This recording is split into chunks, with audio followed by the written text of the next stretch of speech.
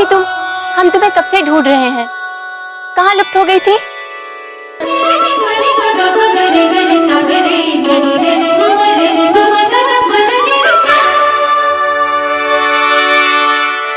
तुमने व्यर्थ ही मुझे ढूंढने का प्रयत्न किया जया।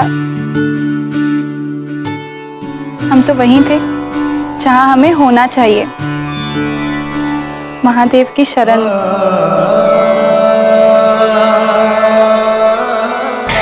हाँ हाँ, भूल गई थी मैं कि जब से तुम्हें इस संसार का बोध हुआ है तब से तुमने महादेव को ही तो अपना पति माना है। संसार का बोध नहीं, जब से हमारा जन्म हुआ है तब से। वो तो ठीक है, परंतु तुम्हारा विवाह तो विंध्याचल के राजकुमार से होना निश्चित किया गया है ना?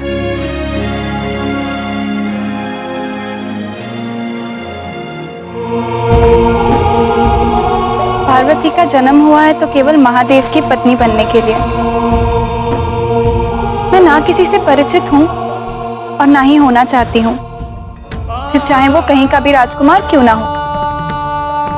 परंतु आज तक ना तो महादेव से तुम्हारा कोई साक्षात्कार हुआ है और ना तू उन्हें जानती है। वो है कहाँ? तुम मिलोगी कैसे उनसे?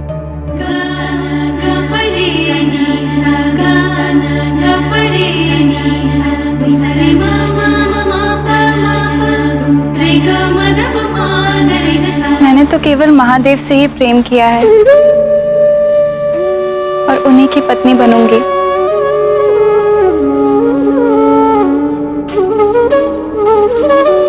ये मेरा निश्चय है।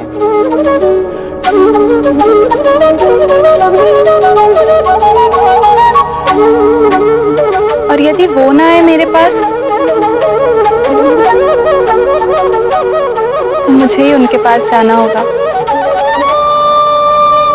परंतु तुम जाओगी कहाँ? मेरा मन कहता है कि वो यहीं कहीं हिमालय की इन श्रृंखलाओं में बसे हुए हैं। मैं उन्हें ढूंढूंगी और अंततः पाकर रहूंगी।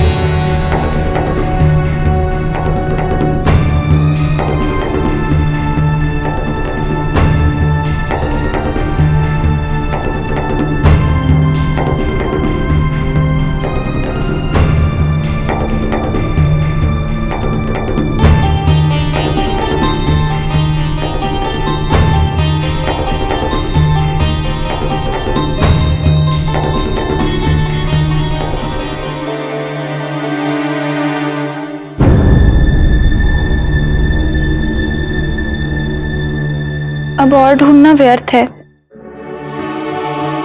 चलो घर वापस चलें। माँ और पिताजी हमारी प्रतीक्षा कर रहे होंगे।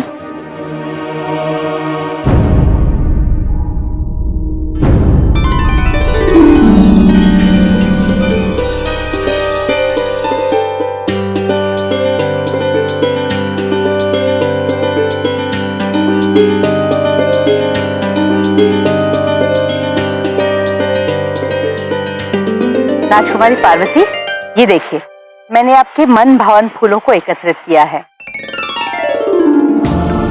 माँ कहाँ है? वो तो पाकशाला में है।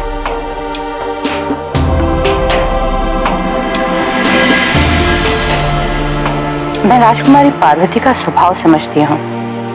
अधरों पे मुस्कान तो धर लेती हैं, किंतु भूल जाती हैं कि उनके नेत्रों से उनकी मनोदशा स्पष्ट हो रही है।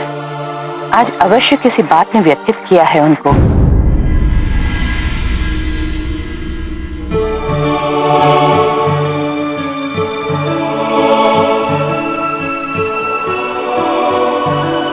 माँ, आप पाकशाला में क्यों हैं?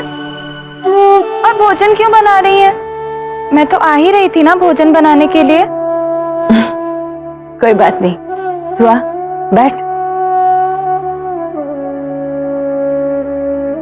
मैंने सोचा कि आज के बाद तू पाकशाला में कोई काम नहीं करेगी। विवाह के बाद ससुराल में तुझे यही सब तो करना है। मैं तो ईश्वर से बस एक ही प्रार्थना करती हूँ कि मुझे ऐसा जमाता मिले जो मेरी पुत्री को अपनी पलकों पर बिठा के रखे। वो तुझे इतना प्रेम करे कि तुझे कभी अपनी माता पिता की याद भी ना आए।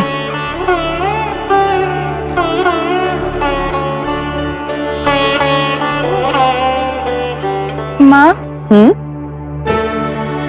क्या पति का प्रेम ऐसा होता है? विवाह योग्य हुई है, अभी तक पति प्रेम के बारे में कुछ भी नहीं जानती। पति जीवन साथी होता है, पत्नी का घनिष्ठ मित्र होता है। पति पत्नी एक दूसरे की छाया होते हैं, एक दूसरे के पूरक होते हैं। अरे पगली, ये तो जन्म जन्मांतर का बंधन होता है। किंतु माँ, ये ज्ञात कैसे हो कि यही मेरा जीवन साथी है? जब वो तेरे सामने आएगा तब तुझे स्वयं आभास होगा। ऐसा आभास जो तुझे पहले कभी नहीं हुआ होगा। और साथ में ये अनुभूति भी हो जाएगी कि ऐसा आभास जीवन में दोबारा संभव ही नहीं है। किंतु मैंने तो महादेव को देखा ही नहीं, तो फिर ये आभास, ये अनुभूति कैसे होगी मुझे? क्या सोच रही है? माँ, क्या कभी जीवन में ऐसा होता है कि हम जिसकी कल्पना करें हमें वही मिल जाए?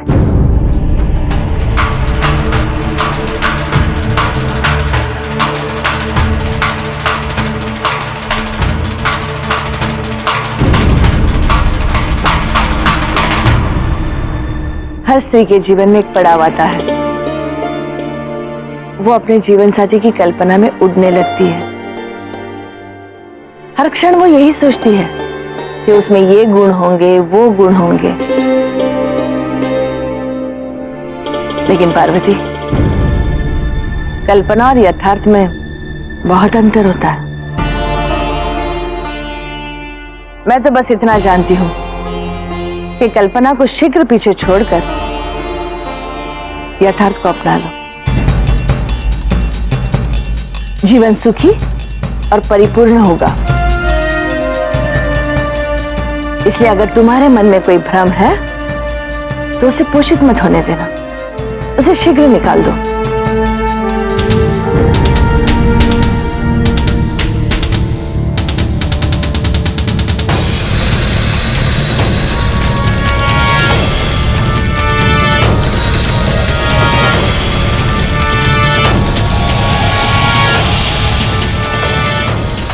महाराज,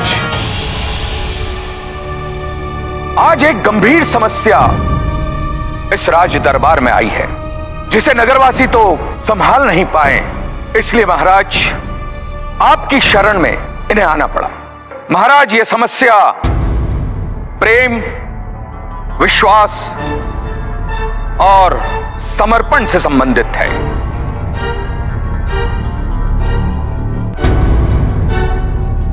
ये सज्जन सिद्धेश्वर है,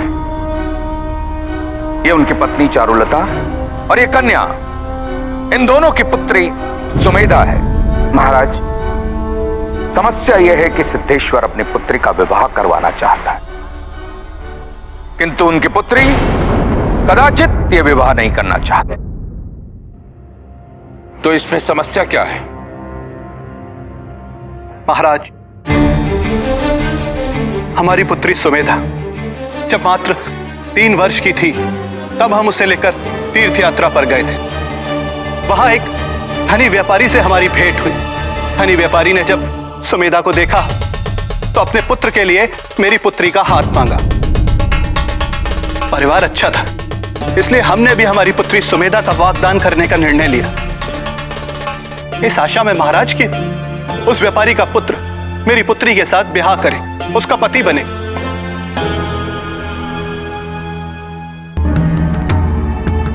ये बनेंगे आपके पति।